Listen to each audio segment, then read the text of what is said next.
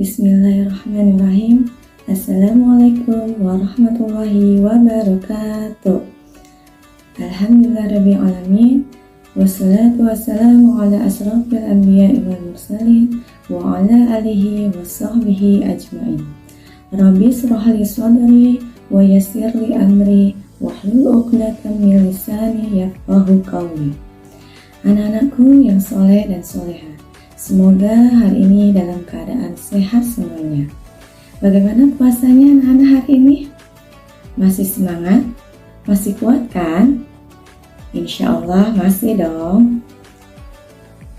Alhamdulillahirrahmanirrahim. Hari ini kultum yang akan disampaikan adalah pembatal pahala puasa. Puasa yang kita lakukan penuh, tapi pahalanya bisa berkurang. Anak-anakku semuanya, dalam melaksanakan ibadah puasa di bulan suci Ramadan ini bukan hanya sekedar menghindari hal-hal yang dapat membatalkan puasa saja. Namun, kita juga harus menghindari hal-hal yang dapat mengurangi pahala dari puasa itu sendiri.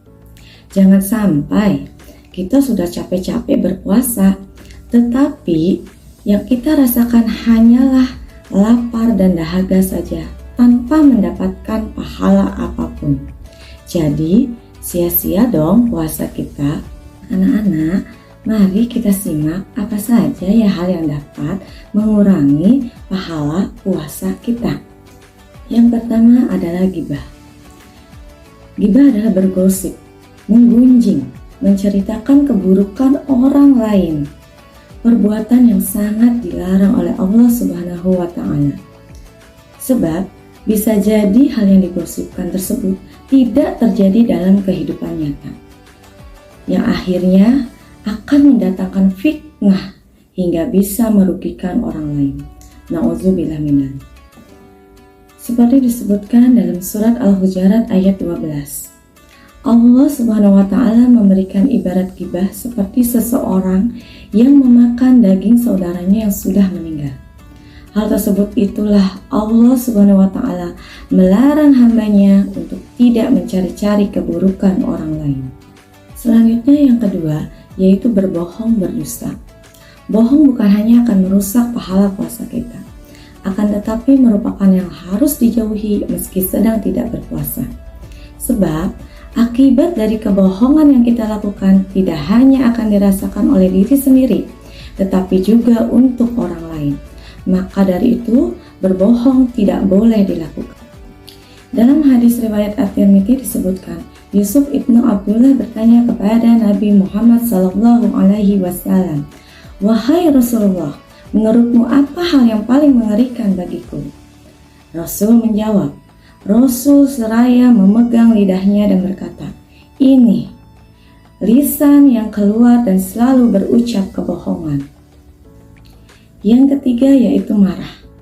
Marah bisa menjadi tanda bahwa seseorang tidak bisa menahan hawa nafsunya. Bahkan Allah Subhanahu wa Ta'ala dan Nabi Muhammad SAW tidak menyukai orang yang sering marah.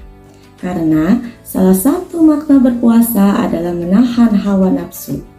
Maka marah bisa mengurangi pahala puasa kita. Disebutkan dalam surat Ali Imran ayat 134 yang artinya, yaitu orang yang berinfak baik di waktu lapang maupun sempit, dan orang-orang yang menahan amarahnya dan memaafkan kesalahan orang lain. Dan Allah mencintai orang yang berbuat kebaikan. Oleh karena itu, dalam surat tersebut kita dianjurkan untuk dapat menahan amarah. Yang keempat adalah berkata kasar dan kotor. Berkata-kata yang tidak baik, mencela, menghina, bicara kotor, bicara yang tidak pantas didengar, juga bisa mengurangi pahala puasa kita. Jagalah lisan kita untuk senantiasa berkata yang baik dan sopan. Bahkan, akibat perkataan kasar yang terlontar dari lisan kita bisa menyebabkan pertikaian, perkelahian, bahkan pertengkaran antar sesama teman ataupun orang lain. Yang kelima, tidur sepanjang hari. Pernahkah kalian mendengar kegiatan baik apapun akan diberi pahala, termasuk tidur? Dalam sebuah hadis dinyatakan bahwa tidurnya orang puasa itu adalah ibadah, diamnya adalah tasbih, amal ibadahnya dilipat gandakan, doanya dikabulkan, dan dosanya diampunkan. Hadis riwayat Baihaqi. Meskipun demikian, jangan dijadikan alasan agar bisa tidur sepanjang hari. Hal tersebut akan mengurangi pahala ibadah puasa kita. Anak-anakku yang soleh dan soleha, itulah beberapa hal kecil yang tanpa sadar sering kita lakukan sehingga merusak bahkan mengurangi pahala ibadah puasa kita. Anak-anakku, siapa nih yang masih suka bergibah, berbohong, marah-marah, berkata kasar, dan tidur terus selama berpuasa? Nah, mulai sekarang yuk kita jaga pahala puasa kita dengan menghindari hal-hal tersebut agar tidak hanya lapar dan haus saja yang terasa, tetapi puasa yang mendatangkan pahala dan keberkahan bagi kita. Selamat berbuka puasa. Dhahabat dama'u wabtalatil uruku wasabatal ajru insyaallah. Wassalamualaikum warahmatullahi wabarakatuh.